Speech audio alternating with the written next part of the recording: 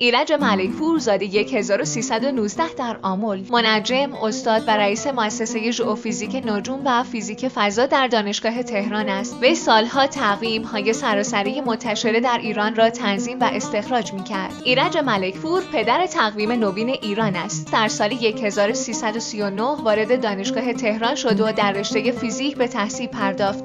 1343 از دانشگاه تهران لیسانس گرفت و به آلمان رفت. پس از چند ماه از آلمان به فرانسه رفت و به تحصیل ادامه داد. ملکپور دکترای علوم فضا و اختر فیزیک خود را از دانشگاه پاریس دریافت نمود. در سال 1357 یونسکو به منظور برقراری امکان تحقیق و مطالعه از 10 نفر از دانشمندان جهان دعوت به عمل آورد. دکتر ایرج ملکپور در رشته نجوم از سوی یونسکو انتخاب و به این بورس دعوت شد. ملکپور تا به امروز تنظیم تقویم کشورهای مالدیو، سریلانکا، برمه و برونئی را به درخواست این کشورها بر عهده داشت.